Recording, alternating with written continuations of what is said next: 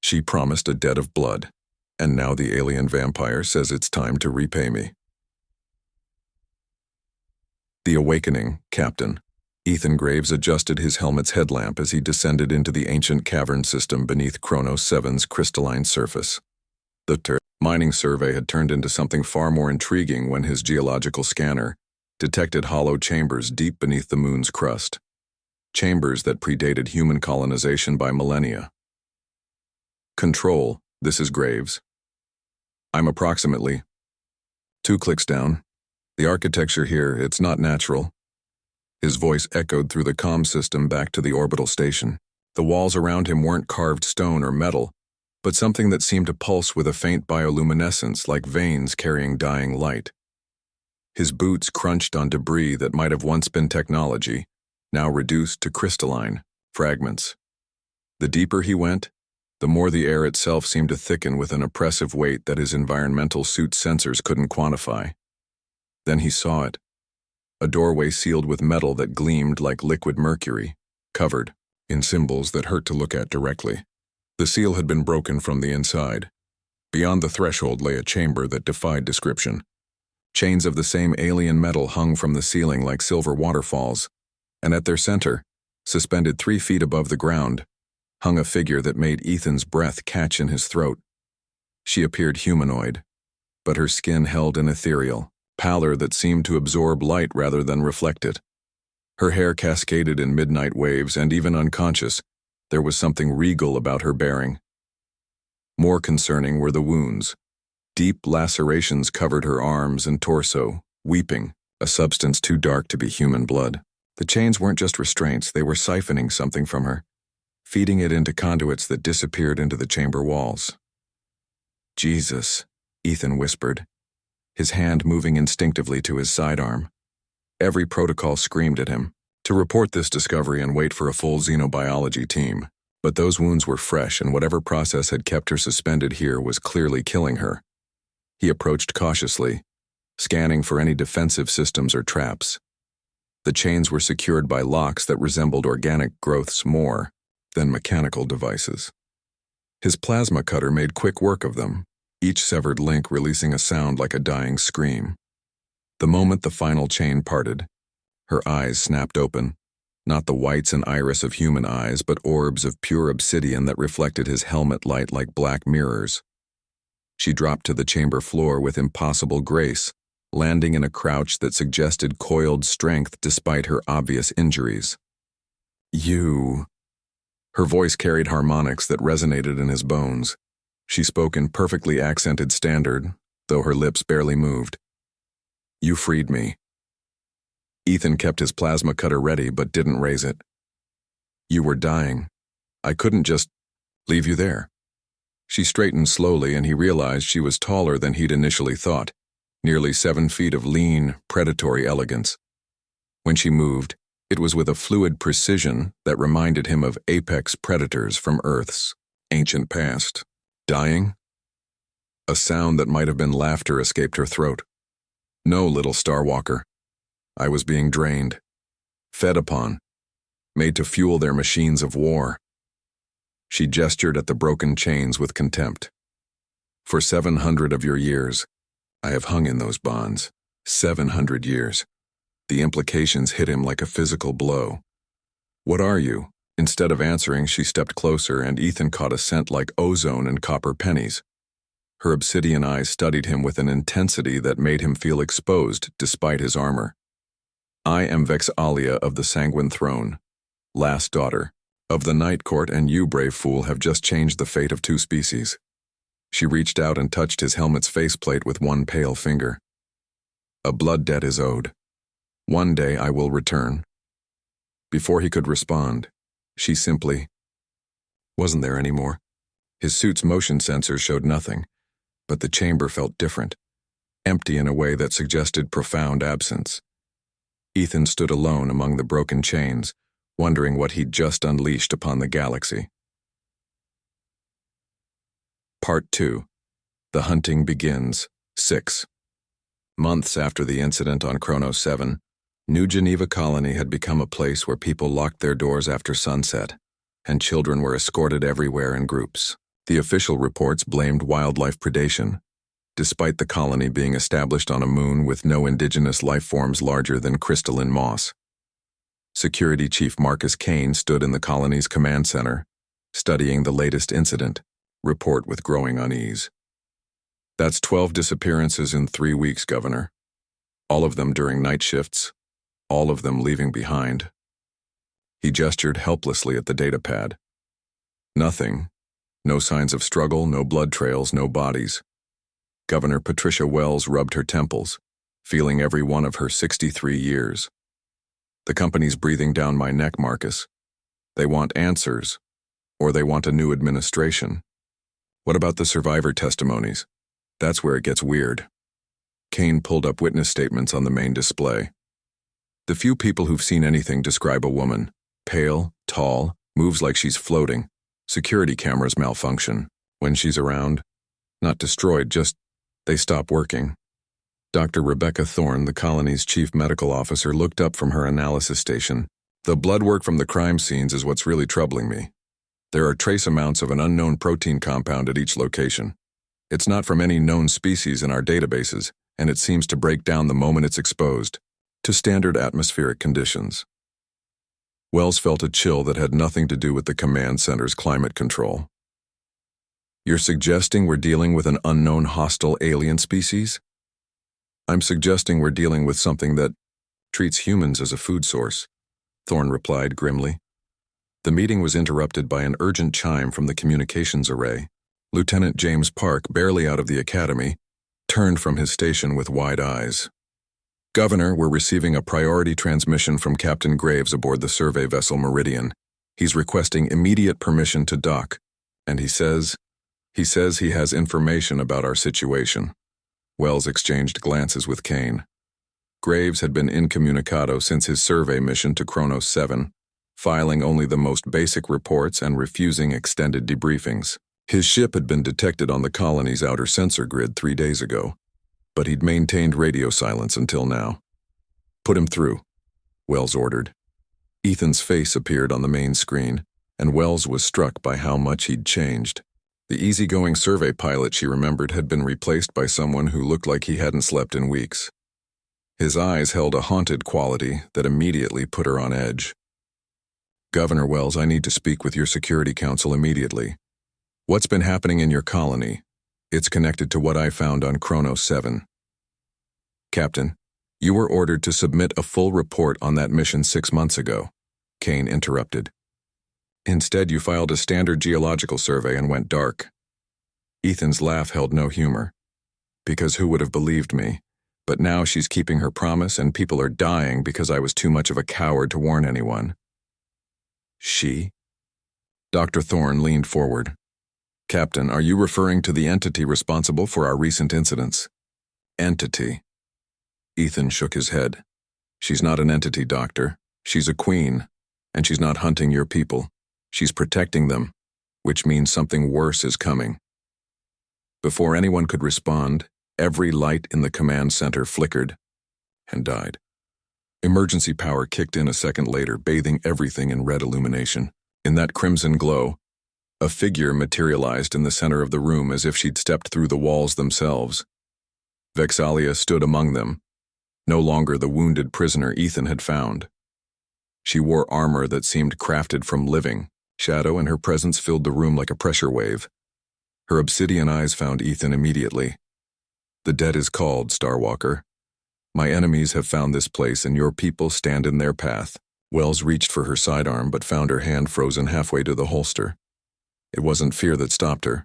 It was the absolute certainty that the weapon would be useless. The Devourers come, Vexalia continued, her gaze sweeping the stunned humans. They are what my people were created to fight, what we died holding back. But I'm no longer bound by the chains of the old compact. She turned back to Ethan, and for the first time since materializing, something almost like warmth entered her expression. You freed me from my prison, Ethan Graves. In doing so, you bound yourself to my cause. The mark of the blood-bound burns within you now, whether you acknowledge it or not. Ethan felt something pulse behind his sternum, like a second heartbeat he'd been trying to ignore for months. What do you want from us? Vexalia smiled, revealing teeth like polished ivory daggers. Want you to choose. Stand with me and live, or face the devourers alone and watch your species become their next meal. The mark of the bloodbound, the colony's main conference room had been hastily converted into a war council chamber, with tactical displays showing New Geneva's defensive positions and the approaches through the asteroid field that surrounded Kronos 7. Vexalia stood at the head of the table, her presence somehow making the spacious room feel cramped and intimate. The devourers are not like your typical adversaries, she explained, her voice carrying that bone-deep resonance that made everyone present lean forward despite themselves.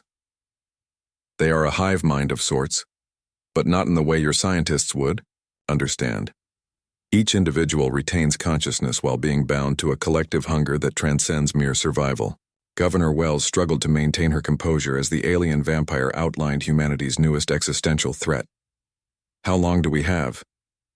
Their advanced scouts are already in system. I've been removing them for the past several months. Vexalia's casual admission that she'd been hunting sent a chill through the room. But their main force will arrive within 72 hours, perhaps less. Security Chief Kane pulled up long-range sensor data. We've detected no incoming ships. Our deep space arrays would have picked up any fleet movement. They don't travel in ships as you understand them. Vexalia gestured, and the tactical display shifted, showing a three-dimensional star map that none of the human technology in the room should have been able to generate. The devourers are parasitic. They hollow out asteroids, moons, even small planets, converting the mass into living vessels that register as natural phenomena to your sensors. Dr. Thorne studied the alien display with scientific fascination, warring against primal fear. What do they want with us? Resources, territory? They want your species to join their collective, not as slaves or servants, but as new flavors of consciousness to experience. Humans have something they find appetizing. Your capacity for both creation and destruction, your emotional complexity, your ability to hope even in hopeless situations.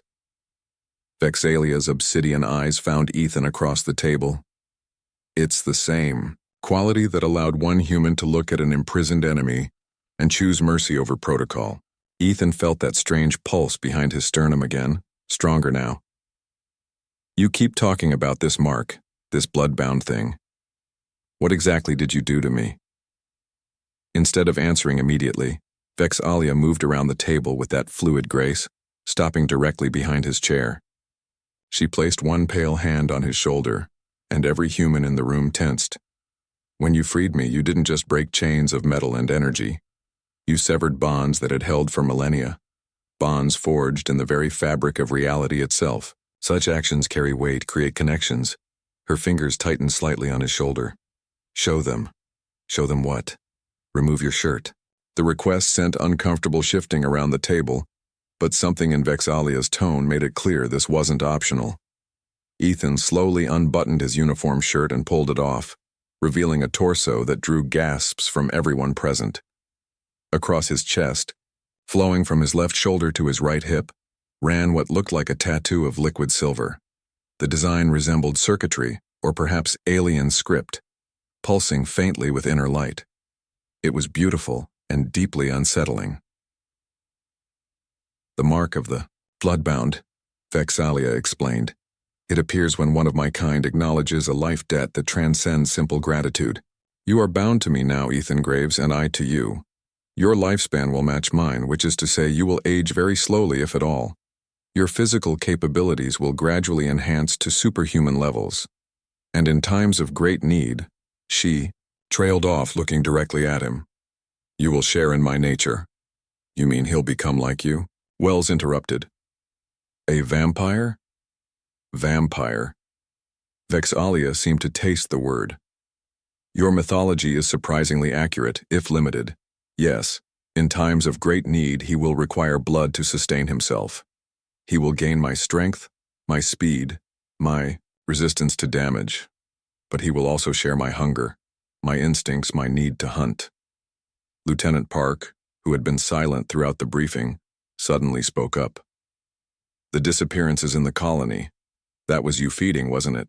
I do not kill unnecessarily. Vexalia replied with a hint of offense. Those who vanished were taken alive and unharmed. They are currently in stasis aboard my ship, dreaming pleasant dreams while I borrowed small amounts of their life essence. They will be returned when this crisis passes. Kane leaned forward aggressively. You had no right. I had every right. For the first time, Vexalia's composed mask slipped, revealing something ancient and terrible beneath. I am the last daughter of a species that held the line against extinction for 10,000 years. My people died to the last defending worlds full of strangers who barely knew we existed. I will not let their sacrifice be meaningless because you cannot accept that survival sometimes requires uncomfortable alliances. The room fell silent except for the hum of environmental systems. When Vexalia spoke again, her voice had returned to its previous measured tone, but something fundamental had shifted in the atmosphere. The Devourers will be here soon. You can face them with your current technology and die gloriously but futilely. Or you can accept my help and perhaps save not just this colony but your entire species. She looked directly at Ethan. The choice, as always, is yours. But know that if you refuse, the mark will fade, and with it any chance your people have of surviving what comes next. Ethan stared down at the silver lines across his chest, feeling them pulse in rhythm with his heartbeat. The responsible thing would be to refuse, to report this contact to Earth Command and let the politicians and generals decide humanity's fate. But he remembered the chains, the wounds, the 700 years of imprisonment this woman had endured. He remembered the desperation in her obsidian eyes when she'd spoken of her people's sacrifice. What do you need me to do? Vexalia smiled, and for a moment, she looked almost human. Help me teach your people how to hunt. Part 4. The Last Stand begins. The transformed New Geneva colony looked like something from humanity's darkest military fiction. In just 48 hours, Vexalia had guided the colonists in converting their peaceful settlement into a fortress that blended human engineering with technology that seemed to bend the laws of physics. Ethan stood in the newly constructed command bunker, watching tactical displays that showed impossible things. The silver mark across his chest had grown brighter and more complex over the past 2 days, and with it came changes he was still learning to understand. His senses were sharper, his reflexes faster, and he could feel the approach of the Devourer, fleet like a cold pressure against his mind. Contact in 6 hours, announced Chief Warrant Officer Diana Reeves, the colony's senior communications specialist. She'd adapted to their new reality with remarkable pragmatism, treating alien technology integration like any other technical challenge. Long-range sensors are showing gravitational anomalies consistent with the infiltration patterns Vexalia described. Vexalia herself stood at the center of the command post, her armor now fully materialized and radiating a faint energy field that interfaced directly with the colony's defensive systems. She'd explained that her people's technology was semi-organic, designed to adapt and integrate with whatever resources were available. The first wave will be reconnaissance constructs, she said, without looking up from a holographic display that showed the colony's perimeter. They appear as shadows that move independently of light sources, seeking to map our defenses and identify key personnel for capture. Do not attempt to engage them with conventional weapons. They exist partially outside normal space-time. Governor Wells, looking older than her years but grimmer than Ethan had ever seen her, studied deployment charts with Security Chief Kane. How many of our people can actually use this enhanced ammunition you've provided? Anyone can fire the weapons, Vexalia replied. But only those who have accepted the temporary bond can aim them effectively. The projectiles are guided by intent as much as trajectory. She was referring to the 43 colonists who had volunteered for what she called shadow kissing, a process that involved a minor sharing of her vampiric essence. It granted enhanced reflexes, improved night vision, and the ability to perceive devourer infiltration forms, but it also created an empathic link that let them coordinate as if they shared a single mind. Dr. Thorne monitored the volunteers' vital signs from her mobile medical station. Their metabolic rates have increased by 30%, but they're showing no signs of distress. If anything, they seem more alert and focused than I've ever seen any of them. The blood remembers, Vexalia explained cryptically. Your species is younger than mine, but you share certain fundamental architectures. The enhancement will fade when the threat passes. Ethan felt a spike of concern through his bond with the vampire queen, but not for me. No, you are bloodbound. The changes in you are permanent. She finally looked at him directly, and he saw something that might have been regret in her obsidian eyes. I am sorry, Ethan Graves. I gave you no choice in this transformation. You gave me the only choice that mattered, he replied, the chance to save my people. Their conversation was interrupted by alarms throughout the bunker. Lieutenant Park's voice crackled over the comm system. Contact. We have visual confirmation of infiltration forms approaching sectors 7 through 12. They're like living shadows. On the main display, security feeds showed darkness moving across the colony's outer perimeter. Not the absence of light, but something that seemed to devour illumination itself. The shadow forms flowed like liquid, pooling in corners and sliding along walls with purposeful intelligence. Phase 1 defense, Vexalia commanded, and immediately the volunteers throughout the colony responded as one. Weapons that looked like elegant fusion of human firearms and alien artistry emerged from concealment, operated by colonists whose movements now held predatory precision. The battle for New Geneva had begun. What followed was unlike any conflict in human military history. The shadow-kissed defenders moved with supernatural coordination, their enhanced weapons firing projectiles of crystallized light that could actually wound beings of living darkness. Ethan found himself at the center of the defense, the bloodbound mark allowing him to perceive tactical situations across the entire colony simultaneously. But for every infiltration form they destroyed, 2 more seemed to emerge from the asteroid field around Chronos 7. The real Devourer fleet was still hours away, and already the colony's defenses were being pushed to their limits. They're probing our responses, Vexalia observed, her attention split between multiple battlefronts. Learning our capabilities, mapping our weaknesses, the true assault will be different. As if summoned by her words, space around the colony began to ripple. The asteroids that had provided natural concealment for generations started to unfold like metallic flowers, revealing hollow interiors packed with biomechanical horrors that defied description. Dr. Thorne stared at the tactical display in fascination and terror. Those asteroids, they were ships all along. Chrysalis vessels, Vexalia confirmed. They've been growing in your system for months, maybe years, waiting for the right moment to emerge. Each one contains approximately 10,000 devourer forms and the infrastructure to convert captured consciousness into collective resources. Kane did quick calculations that left his face pale. That's over 100,000 hostiles, assuming only 10 vessels.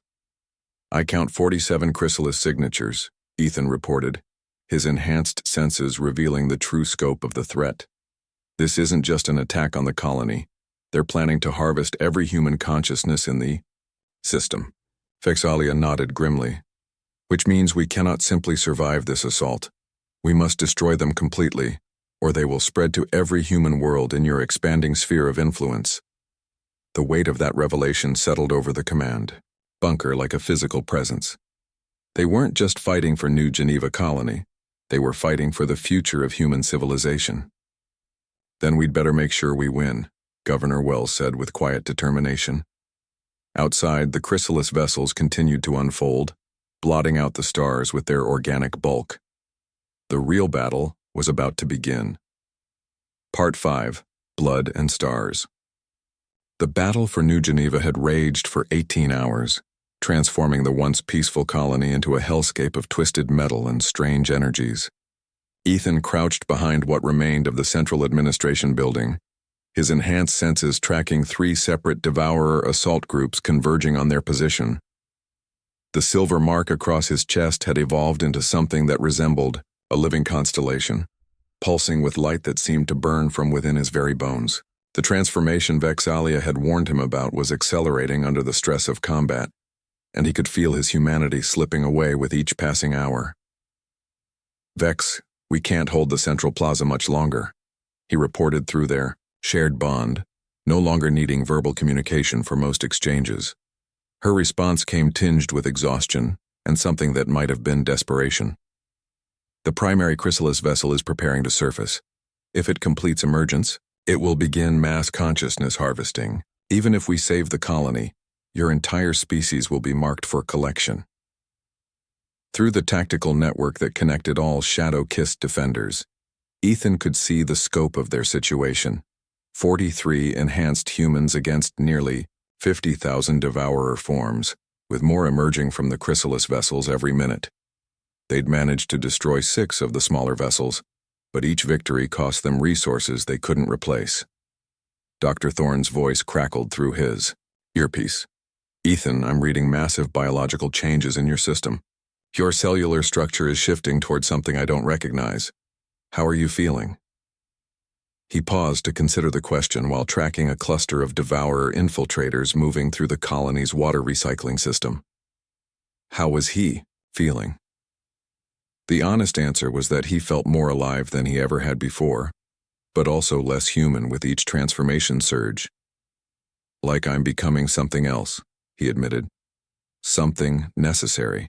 Governor Wells had established a final command post in the colony's deepest bunker, coordinating evacuation efforts for the non-combatant civilians. Her voice joined the tactical network. "Emergency transmission from Earth Command. They're detecting the gravitational disturbances caused by the chrysalis vessels. A relief fleet is en route, but they won't arrive for another 72 hours. 72 hours too late," Kane muttered, reloading his enhanced weapon with ammunition that glowed like captured starlight. "At this rate, there won't be anything left to relieve." That's when Vex'ahlia materialized in their position, no longer bothering with the illusion of walking. Her armor had evolved as well, becoming something that seemed carved from living night, decorated with symbols that hurt. To look at directly, when she spoke, her voice carried harmonics that made reality itself seem to resonate. "There is one option remaining, a possibility I had hoped to avoid, but..." She looked directly at Ethan, and he saw something in her obsidian eyes that hadn't been there before. Fear. The full bloodbound transformation. If you undergo the complete change, the mark will link you not just to me, but to the quantum foundations that my people once used to hold back the devourers. "What does that mean exactly?" Dr. Thorne demanded, her scientific curiosity warring, with growing alarm at Ethan's biosignature readings. "It means he becomes the focal point for a weapon that can destroy all chrysalis vessels simultaneously," Vex'ahlia explained. "But the energy required, it will burn out every enhanced human in the network, including him." The tactical channel fell silent except for the distant sounds of battle. Ethan felt the weight of the decision settling on his shoulders like a mantle of lead. Around him, 42 other colonists had risked their lives to accept enhancement, had trusted him and Vex'ahlia with their humanity for the chance to save their people. "There has to be another way," he said, though even as he spoke he could feel the silver mark responding to his emotional state, growing brighter and more complex. "Perhaps?" Vex'ahlia's tone suggested she didn't believe it. "If we had a full squadron of my people's warships, or access to the quantum artillery platforms that once guarded the galactic rim, or simply more time to develop alternative strategies. But we have none of those things."